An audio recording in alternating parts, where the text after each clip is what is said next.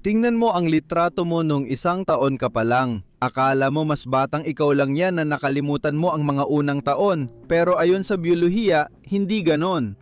Hindi lang basta nawala ang mga alaala mo, binura talaga ng otak mo ang hard drive. Yung sanggol sa litrato, hindi na ikaw. Isa siyang kakaibang nilalang na ang isipan ay pisikal na binaklas at sinapawan para umiral ang iyong kasalukuyang kamalayan. Kaya hindi mo naalala ang pagiging sanggol mo.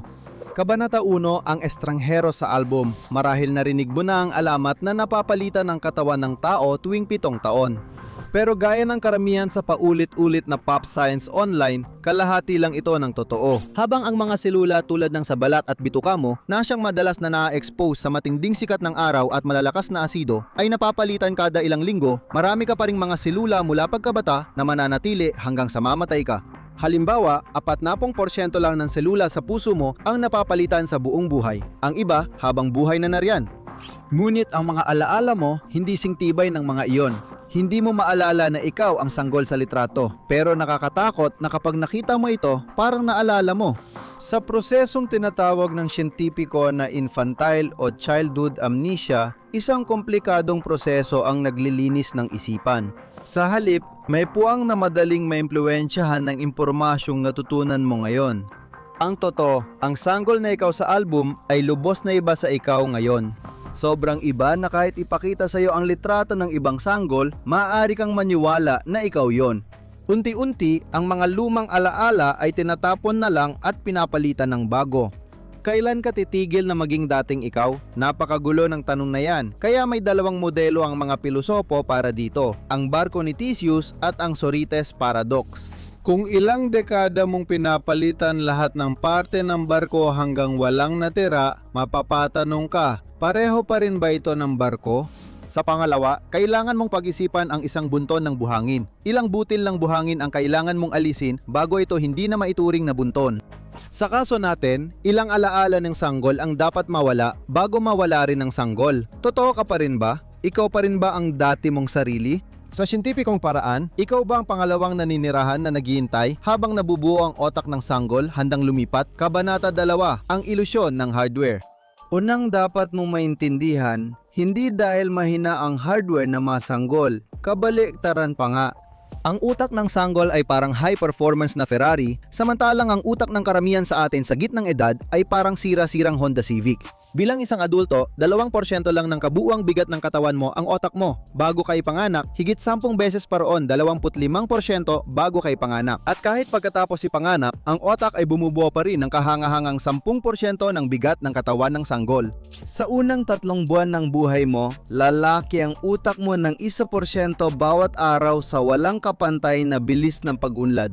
Ang utak ng sanggol ay isang makapangyarihang sumisipsip ng datos na may nakakagulat na 50% na mas maraming synaptic connections kaysa sa utak ng isang totoong adulto. Kung taglay mo pa rin ang otak mo nung sanggol ka kahit adulto ka na, isipin mo kung gaano kabilis mong matutunan ang bagong kasanayan, wika at mahubog ang personalidad mo. Walang kapantay ang neuroplasticity.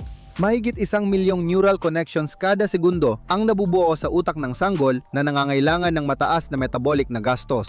60% ng enerhiya ng isang sanggol ay direktang napupunta sa pag-develop ng kanilang utak. Kahit sa edad na 3 taon, ang iyong otak ay magiging 2 beses na mas aktibo kumpara sa otak ng isang adulto. Sa ganitong pananaw, parang supercomputer na gumagapang at bumubulong ang karaniwang sanggol bago pa matutunan ang kanilang ABCs. Malinaw na hindi mo basta-basta nakakalimutan ang lahat ng alaala mo nung sanggol ka dahil lang mahina ang utak ng isang sanggol. Pero ang tuluyang pagbura sa sarili mo nung sanggol ka ay hindi isang depekto sa sistema, isa itong katangian. Walang problema ang otak ng sanggol sa pag-encode ng mga panandaliang alaala. Pero pagdating sa mga pangmatagalang alaala, mayroong istruktural na hadlang sa isang mahalagang bahagi ng iyong otak, ang hippocampus. Isa itong maliit na bahagi ng iyong limbic system na nag-oorganisa ng iyong mga alaala sa pamamagitan ng pagpili kung aling mga panandaliang alaala ang dapat i-encode ng malalim bilang mga pangmatagalang alaala. Ayon sa autoritatibong pag-aaral tungkol dito, sa panahon ng pagkasanggol, mataas ang antas ng neurogenesis sa hippocampus at ang mga bagong alaala ay mabilis na nakakalimutan. Sa madaling salita, tanggal ang luma at papasok ang bago. At kapag nawala na ang luma, wala na talaga yon magpakailanman. Hindi lang ito ang prosesong tila natatanggal ng iyong pagkabata. Lumalabas na pati paglaki ng otak mo ay maaaring maging huling dahilan. Kabanata 3, Pag-format ng hard drive. Malaki ang naiambag ng pananaliksik ni na Paul W. Franklin at Sheena A. Jocelyn noong 2014 tungkol sa neurogenesis na nagbado sa pananaw natin kung paano muling nabubuo ang otak. Tinatawag itong clearance mechanism, isang paraan para hindi mapuno ang utak ng hindi na kailangang datos gaya ng lumang password, luma ng lotto number o kung anong kinain mo sa almusal 3 taon na ang nakalipas. Ang pag-iingat ng lahat ng mga bagay na yon sa iyong otak ay malamang na mas mararamdaman bilang isang sumpa kaysa isang superpower. Ang clearance mechanism na natukoy ni na Franklin at Jocelyn ay tumutukoy sa pagbuo ng bagong silula sa subgranular zone ng dentate gyrus. Diyan muna sila dumarami bago sumanib sa koneksyon ng hippocampus. Ganito ang nangyayari kapag may bagong karanasan ka at lumili ka ng bagong alaala. Isipin mong may kahon kang puno ng plastic na bola, parang sa ball pit. Bibigyan ka namin ng bagong bola at sasabihin na ilagay ito sa ilalim ng kahon nang hindi gagalaw ang ibang bola. Imposible, di ba? Ganyan din ang pakikialam ng mga bagong selula mula subgranular zone ng dentate gyrus sa hippocampus. Hindi mo pwedeng magdagdag ng bago sa isang saradong sistema nang hindi talaga binabago ang mga bagay na nandun na. Ayon sa pag-aaral, habang nagsasama ang mga bagong selula sa hippocampus, kailangan nilang baguhin ang umiiral ng circuitry. Maaring masira ng pagbabagong ito ang mga alaala sa mga circuit. Hindi lang ito pagdagdag, kundi parang ginugulo rin ang mga circuit. Habang natututo ka, mas nababawasan ang alam mo. Ang proseso ng paglaki, kapag tiningnan batay sa mga natuklasang ito, ay halos katulad ng pag-upgrade ng RAM ng isang sistema habang tumatakbo pa ang computer. Marahas itong pagpasok na gumugulo at sumisira sa mental na estruktura. Ang pananaliksik na ito ay matinding pagbabago ng pananaw dahil sa maraming dahilan. Tulad ng pagsusuri kung paano nakikipag-ugnayan ang mga lumang alaala at mga bagong alaala. Ipinapakita rin na sa pagtutok sa ilang bahagi ng otak, posible tayo makahanap ng bagong lunas para sa mga sakit sa alaala tulad ng amnesia o demensya. Tuloy pa rin itong dinadala ang nakakabahalang pattern. Tila nakatakda kang mapahamak bilang sanggol dahil sa likas na proseso sa katawan at utak mo habang lumalaki. Nakakabaliw dahil hanggang ngayon parang sinasagi lang natin ang ibabaw ng dami ng likas na prosesong tila kasali sa sabwatan laban sa sarili mong isipan. Kabanata 4, ang pagpatay sa mga synapse. Ang utak ng tao ay parang real estate, laging mahalaga ang espasyo. Ang laki ng bungo mo ang naglilimita sa laki ng utak at ang laki ng utak mo ang naglilimita sa dami ng posibleng synaptic na koneksyon. Gaya ng sabi ko, kapag sanggol ka, parang esponga ang utak mo na sumisipsip ng impormasyon sa paligid. Noong panahong iyon, marami kang matututunan mula sa wika hanggang sa pag-iwas sa mainit na kalan. Hindi maiwasan, parang taong laging nada-download ng files online, ang utak mo ay sumisipsip din ng maraming kalokohan, mula walang silbi hanggang delikado.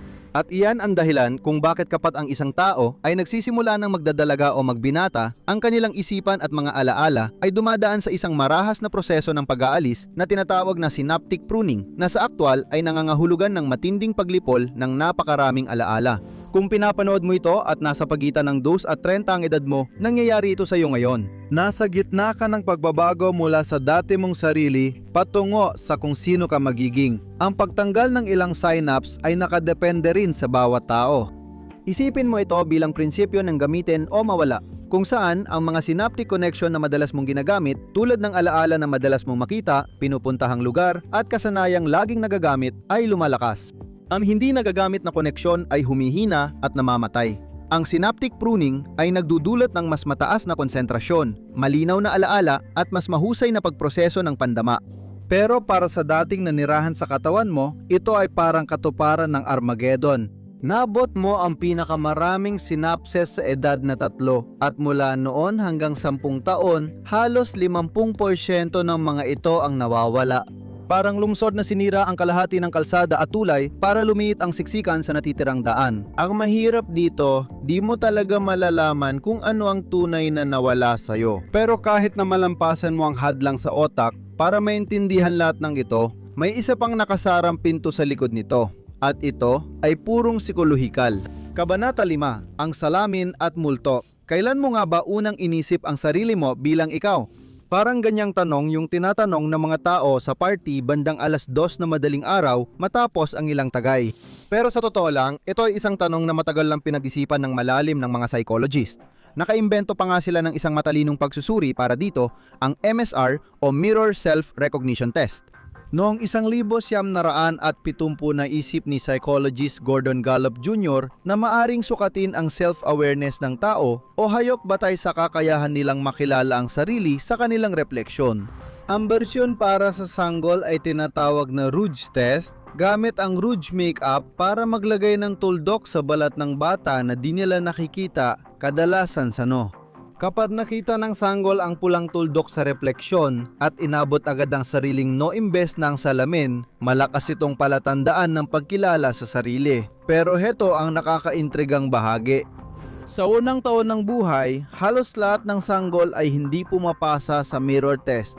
Hindi nila nakikita ang kakaibang maliit, kalbo at lawayang nilalang sa salamin at iniisip na sila yon dahil hindi pa buo ang kanilang pakiramdam ng sarili. Sa halip, sa mga pinakaunang pag-aaral tungkol sa tao, tinitingnan nila ang kanilang refleksyon sa salamin bilang isang kalaro. Lumampas sa 65% ang pagkilala sa pagitan ng 20 at 24 na buwang gulang. Bago yon, halos kalahati ng mga sanggol ay iniisip na estranghero ang nasa salamin. Paano mo maitago ang alaala ng sarili kung di mo pa alam kung sino ka? Napipilita maghanap ng ibang paraan ang mga sanggol para bigyan ng konteksto ang alaala. Pero ang pinakaparaan natin dito ay hindi agad nakaprograma sa atin. Kabanata 6, ang kandado ng wika. Isa sa nagbigay kapangyarihan sa tao ay ang kakayahang makipagkomunikasyon gamit ang pasalita at pasulat na wika. Ang bokabularyo natin ay nagtatakda ng hangganan ng imahinasyon. Ano ang kahulugan nito para sa utak bago tayo matutong magsalita? Kung ang emosyon at sensasyon ay malambot na bahagi ng alaala, ang wika ang kalansay na naguugnay sa mga ito. Bago ang wika, ang tinatawag na pre-verbal o somatikong alaala ay naka-encode sa purong sensasyon. Ngunit habang natututo ang mga bata ng kasanayan sa wika sa kanilang unang 2 hanggang 3 taon ng buhay, nagbabago ng malaki ang paraan nila ng pagtatala ng alaala at ginagamit na nila ang wika bilang isang uri ng mental na imbakan. Kapag nagbago ang medium, nawawala ang mensahe. Noong 2002, sina Gabriel Simcock at Harlene Hayne ay nagsaliksik kung kaya bang ilarawan ng mga batang natututo ng bagong bokabularyo ang mga alaala bago pa matutong magsalita. Hanggang ngayon, nakakagulat pa rin ang resulta ng pagsusuri. Sa pagsusuri, nauha na ng mga bata sa lahat ng edad ang karamihan ng bokabularyong kailangan para ilarawan ang target na pangyayari. Sa kabila nito, hindi nila naisalin sa wika ang mga aspeto ng kanilang alaala bago pa sila matutong magsalita habang isinasagawa ang pagsusuri. Walang pagkakataon na may batang nag-ulat ng impormasyon tungkol sa pangyayari gamit ang salita na hindi pa bahagi ng kanilang aktibong bokabularyo noong panahon na na-encode nila ang alaala. Napagpasyahan namin na ang pag-unlad ng wika ay may mahalagang papel sa childhood amnesia. Sa madaling salita, kapag kaya mo nang sabihin ang paalam, baby, yun din mismo ang dapat mong sabihin sa lahat ng alaala mo bago ang panahong yon. Kapag nakakaaral ka ng kakaibang impormasyon, maaari mong hanapin ang mga eksepsyon, gaya ng kung ano ang nangyayari sa alaala ng mga taong halos lahat ay natatandaan. Kabanata 7, ang Sum Paradox. Minsan, ang alaala ay nagiging sumpa. Isipin ang pinaka-nakakahiya mong karanasan. Isipin mong kaya mong tandaan ang sandaling iyon ng malinaw at detalyado habang buhay. Ganyan ang pinagdadaanan ng mga taong may Highly Superior Autobiographical Memory o HSAM. Ibig sabihin, ang taong may ganitong kondisyon ay naalala lahat ng nangyari sa kanya nang walang mali. Bihira ang kondisyong ito dahil mga 60 tao lang ang natukoy na may ganito. Patuloy ang pananaliksik, ngunit sa ngayon, pinaniniwala ang mas malaking temporal lobe para sa alaala at caudate nucleus para sa pagkatuto ang sanhi ng epekto sa tao. Ang ganitong kondisyon ay nadudulot na nakakaintrigang tanong. Bakit kahit ang mga may perpektong alaala, hirap pa rin silang maalala ang unang taon nila bilang sanggol? Sa karamihan ng pagkakataon, nagsisimula ang mga sobrang detalyadong alaala na ito sa huling bahagi ng pagkabata. Ibig sabihin nito, kahit na may kakayahan kang magkaroon ng sobrang talas ng alaala, hindi mo pa rin matatakasan ang tinatawag na tila memory guillotine ng sanggol na siya mismong amnesia sa pagkabata. Isa lang itong natural at hindi maiiwasang bahagi ng buhay, pero parang imposibleng tanggapin ito bilang ganap na katotohanan nang hindi nagtatanong ng isa pang tanong. Ano ang evolusyonaryong benepisyo ng pagtatapon ng mga unang taon? Kabanata 8, ang Stability Plasticity Dilemma.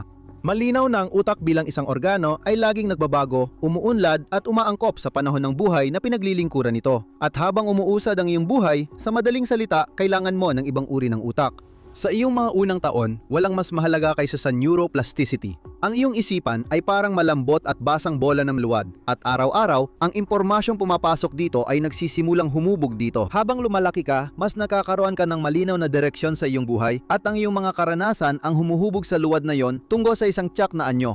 Halimbawa, isipin mong ang otak mo ay parang bulang luwad na ginawang tasa, pero hindi mo agad dapat lagyan ng mainit na kape ang basang luwad. Anong dapat mong gawin? Ilalagay mo ang tasang iyon sa pugon at ipepeke mo ito sa kanyang anyo. Sa sandaling ito, nawawala na ng tasa ang pagiging plastiko, ang kakayahang maging kahit ano, at sa halip ay nakakamit nito ang katatagan. Bagay na lang ito ngayon, pero mas magaling na ito kaysa dati. Halos pareho rin ang proseso na nangyayari sa iyong utak.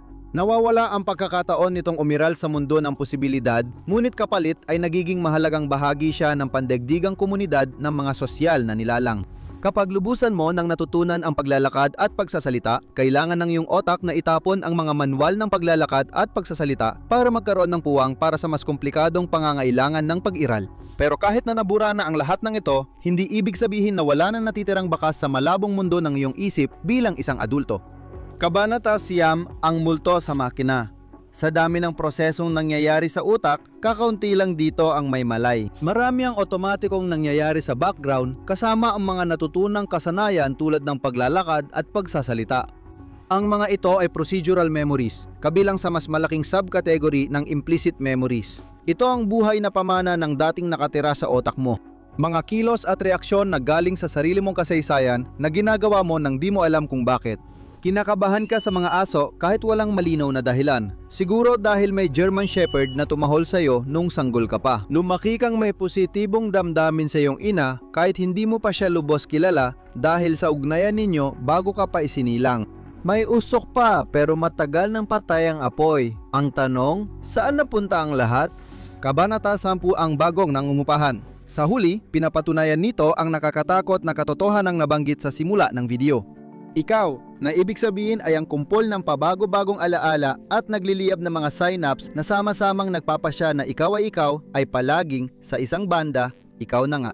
Bawasan mo lang ng ilang taon ang edad mo para makita ang tamang larawan. Ang unang nangupahan sa fixer-upper na tinatawag mong katawan, yung natutong maglakad, yung nagsalita ng unang salita ng katawan, yung nakakita ng unang pagsikat at paglubog ng araw, ay halos isang multo ng datos na lang ngayon. Ang mga alaala na naalala mo tuwing tinitingnan ang lumang larawan o kinukwento ng magulang mo ang nakakatawang kwento noong bata ka. Binigyan ka nila ng lahat pero pinatay mo sila nang dumating ka sa mundo. Kaya sa susunod na tumingin ka sa iyong refleksyon sa salamin, maglaan ka ng sandali para alalahanin na ang refleksyong ito ay hindi lang sayo. Baka pasalamatan mo ng tahimik ang nag-alaga sayo nung una. Kung may buhay pa pagkatapos nito, baka magkita pa kayo. Interesado ka bang malaman ang kahinaan ng alaala ng tao? Panurin ang lalaking nagpa-root canal at nawalan ng alaala habang buhay. O panurin mo ito.